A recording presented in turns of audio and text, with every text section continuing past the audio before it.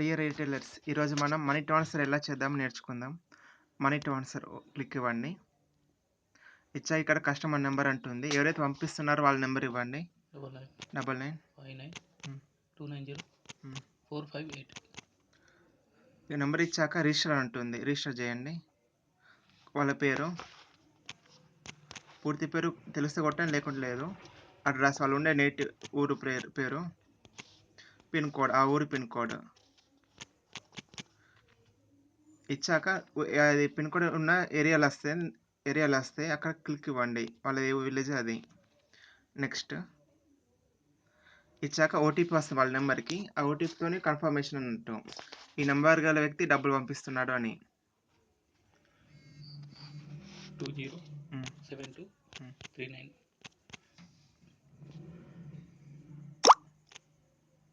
Verify. Okay, ఈ number గల వ్యక్తి మనం కన్ఫర్మ్ ఇస్తున్నట్టు. మన నెంబర్తో పంపించాలంటే ఇక్కడ 25,000 అమౌంట్ ఉంటుంది. 25,000 కంటే ఎక్కువ అమౌంట్ పంపించాలంటే యాడ్ కేవైసీ అనేది ఎంటర్ చేయండి. నేను 25,000 లోపల పంపిస్తున్నాను కాబట్టి ప్రొసీడ్ అవుతున్నాను. ఇక్కడ కస్టమర్ అకౌంట్ నెంబర్ అడుగుతుంది.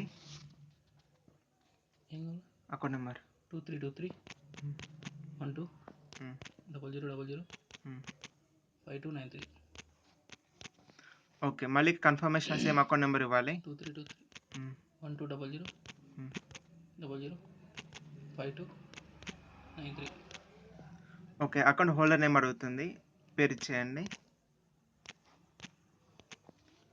ఓకే, ఇక్కడ బ్యాంక్ పేరు అడుగుతుంది.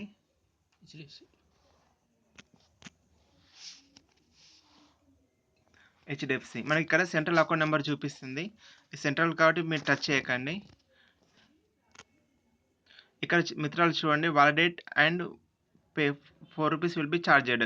మీ అకౌంట్ నెంబర్ ఎంటర్ చేశాక ఏమైనా డౌట్ ఉన్నాయనుకోండి, 4 రూపీస్ ఎంటర్ క్లిక్ ఇచ్చారనుకోండి, ఇందులో ట్రాన్సాక్షన్ 4 రూపీస్, 1 రూపీ వాళ్ళ అకౌంట్లో యాడ్ అవుతుంది.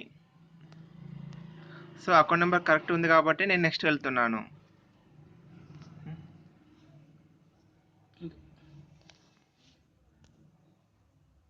ఇక్కడ చూడండి మిత్రులారా, ఈ నెంబర్ గల వ్యక్తి అకౌంట్ నెంబర్ కరెక్టే అని ధృవీకరిస్తున్నట్టు అతన్ని ఓటీపీ వస్తుంది. అతని నెంబర్కి ఓటీపీ మనం ఇక్కడ ఎంటర్ చేస్తున్నాము. 198749. వెరిఫై. ఓకే, వెరిఫై అయింది.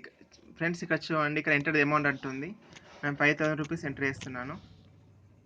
ఇది ఐఎంపీఎస్ ద్వారా పంపాలా, నెఫ్ట్ ద్వారా పంపాలా? నేను ఐఎంపీఎస్ ద్వారా ఫార్వర్డ్ చేస్తున్నాను. ఇక్కడ మళ్ళీ ఇక్కడ ఏమడుగుతుందంటే, మీరు వాలెట్ నుండి డబ్బులు పంపిస్తారా, లేదా ఆధార్ ఏటీఎం ద్వారా పంపిస్తారా, ఏటీఎం కార్డుతో పంపిస్తారా? సో నా వాలెట్లో డబ్బులు ఉన్నాయి కాబట్టి నేను వాలెట్ నుండి క్లిక్ ఇస్తున్నాను. నేను 5,000 ఎంటర్ చేస్తున్నాను. నా వాలెట్లో 5,118 రూపాయలు ఉన్నాయి. సో సరిపోతుంది. నేను ట్రాన్స్ఫర్ ఎంటర్ చేస్తున్నాను. ఇక్కడ చూడండి మిత్రులారా, మళ్ళీ కన్ఫర్మేషన్ అడుగుతుంది. అకౌంట్ నెంబర్ పంపించే వాళ్ళ పేరు, వాళ్ళ అకౌంట్ నెంబర్, ఐఎఫ్ఎస్ సెంట్రల్ది అవసరం లేదు. సో అకౌంట్ నెంబర్ కరెక్ట్ అని మీరు మళ్ళీ ఒకసారి కన్ఫర్మేషన్ ఇచ్చుకోవాల్సి ఉంటుంది.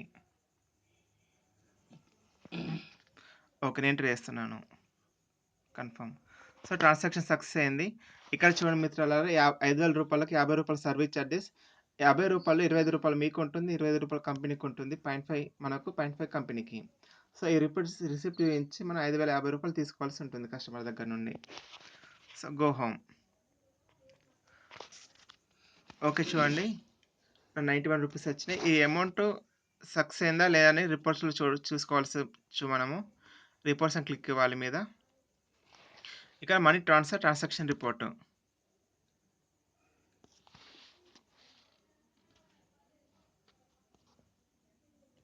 చూడండి, 5,000 ఫండ్ ట్రాన్సాక్షన్ సక్సెస్ ఇలా చూపిస్తుంది. ట్రాన్సాక్షన్ ఫీ 50 రూపాయలు కరెక్ట్ అన్నట్టు.